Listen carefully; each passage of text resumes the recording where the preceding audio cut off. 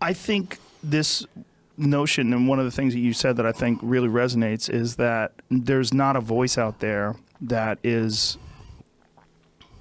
advocating for responsibility, and that is talking about how important this is. And I think this is an inherent principle that most people are kind of aware of, and it feels good to them to hear. Like, it resonates. You feel it. When you're saying this, clean your room, put your house in order. People are like, yeah. How come I'm not hearing this? Right. How come I'm not hearing this? Well, it's so funny because one of the things psychologists have done for the last 20 years, especially the social psychologists, is push this idea of self-esteem. You should feel good about yourself. And I think, why would you tell someone 20 that? It's like, you should feel good about who you are. It's like, no, you shouldn't. Why should you feel good about who you are?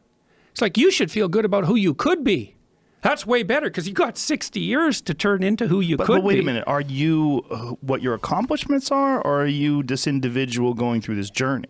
I mean, I don't think there's anything wrong with feeling good about who you are, as long as it's tempered by an understanding of potential and what you have accomplished versus what you can accomplish. Well, I think having confidence is a big part of it. It is, and I'm not saying that people shouldn't have confidence, but like often you take young people, say they're 16 to 22, and they're not really feeling that good about who they are, right? Because their life is chaotic and in disorder, and they don't know where they're going, and they don't know which way is up. Also, there could be bad parenting, oh God, yes, bullying. Yeah. Oh, yes. There could be a lot of abuse going on. And I think that's one of the reasons why that resonates with people, this idea of be happy about who you are. Right. Feel good about who you are. Right. But the thing is, it has to be stated with precision. It's like, yes. It's like you should treat yourself as if you're valuable, especially in potential. But you should concentrate on who you should become, especially if you're young. And so let's say you're miserable and nihilistic and chaotic and depressed and all of that now, and you have your reasons, terrible parenting, abuse, all of those things. It's like, well, you should feel good about yourself. It's like, no, it's not the right message. Is that it's more like you should understand how much potential there is within you to set that straight.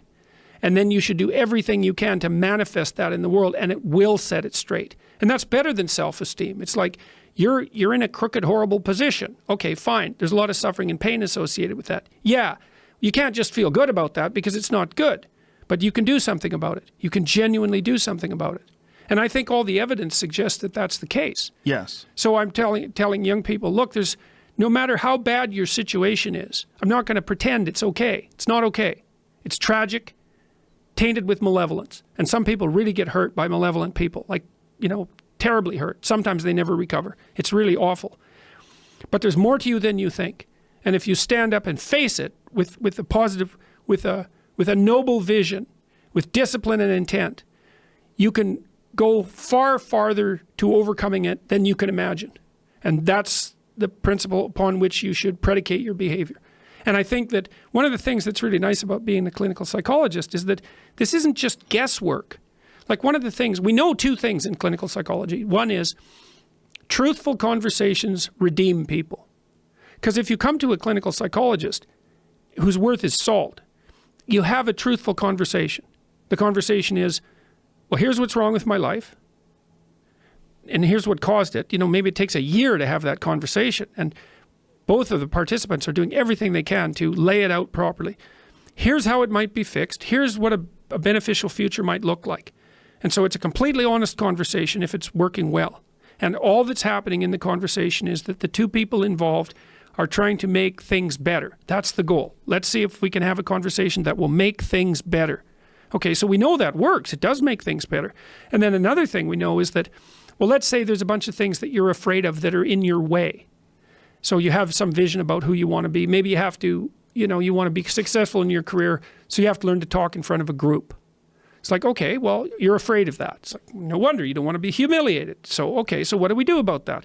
Well, maybe we first get you to speak in front of one person and then 3 people, for 5 minutes and then for 10 minutes, like graduated exposure to what you're afraid of. Voluntary graduated exposure to what you're afraid of is curative. And that's true. It works. The documentation is in. It's how people learn. So to tell people that if you confront the world forthrightly, if you speak the truth, and you expose yourself courageously to those things that you're afraid of, that your life will improve, and so will the life of people around you. Like, as far as I'm concerned, that's as close to undeniable fact as we've got. And it also dovetails nicely with the underlying archetypal stories, the heroic stories. It's like, go out there, find the dragon, confront it. It's a dragon. It might eat you. It's dangerous. But it's worse to cower at home and wait for it to come and devour you. Go out there, confront it, get the gold, share it with the community. It's like, yeah, it's the oldest story of mankind. I think one of the factors in the resistance to these ideas of discipline and of taking responsibility for yourself and of a lot of the things that you've been saying in regards to, all the things that we discussed earlier, is people recognizing that they're not doing that in their own lives, and they get upset, and instead of looking internally, they try to attack the thing that's upsetting them. They attack your message. They attack the philosophy behind it, rather than look internally and objectively and having some sort of introspective point of view where you go, okay, am I reacting to this because this resonates? Like I'm missing this aspect of my life? Is this guy, does this diminish me? Or is this guy pointing something out that I can benefit from? Very few people are willing to do that. Very few people are willing to take that critical moment to look at their own behavior and look at their own thought process and wonder if the actual adverse reaction they have to this person's message is because they know that they're wrong. Yeah, there's a couple of reasons for that. One is, what makes you think that you're someone we should listen to? Right. It's like, hey, Sure. fair enough, Right. So you got to be poked a bunch to see if that's true. And then the next thing is, it's painful to understand how much of what you're doing isn't productive. So I'll give you an example. So I've done this a couple of times with classrooms full of students. Usually when I'm lecturing about career development, say, okay, how much time do you waste? So then I get the class to vote. How many of you waste 10 hours a day? It's like 10% of the kids will put up their hands. And it's interesting because I don't define what constitutes waste.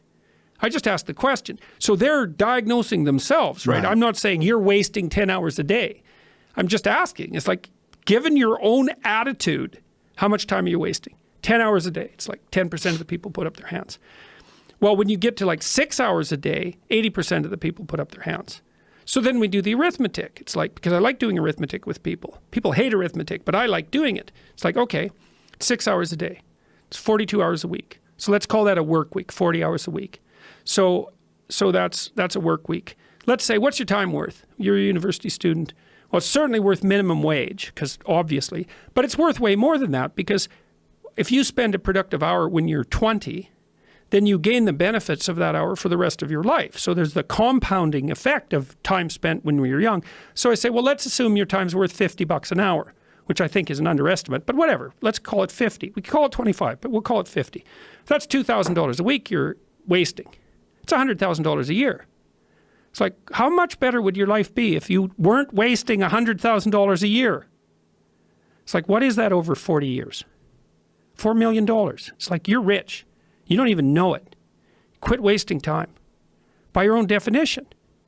It's like people shake their heads. Like, well, I never thought about it that way. It's like, yeah, think about it that way. Don't waste your damn life. And then you think, well, why would people be resistant to that message? It's like, well, you really want to wake up and figure out that you're wasting half your life? And, when people do that kind of wasting, they actually hate it. And I've had lots of people come to my clinical practice who were chronic procrastinators. And so they're watching YouTube videos, say, but not ones that are good for them, although sometimes they will do that, but just browsing in that kind of mindless way that you do when you're not paying attention and you're trying to kill time. And people doing that, they feel bad. They get depressed. They feel anxious. They can't get away from it. They feel kind of quasi-addicted. That's what they're saying about social media now. It's a huge issue with young kids. Absolutely. But there's this feeling of kind of internal rot and corruption that goes along with it. It's like, yeah, well, you're wasting your life. It's like, so it's painful. It's painful to recognize that. Then it's painful to think, oh my God, look how undisciplined I am. I don't know anything.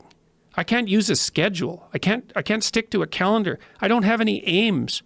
I don't know anything about the world, right? And maybe there's a part of me that's bitter because I haven't got everything already. And I'd just like to say, to hell with it. That's the recognition of the Jungian shadow.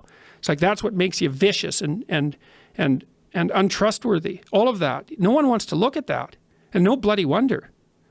But hey, the alternative is worse. So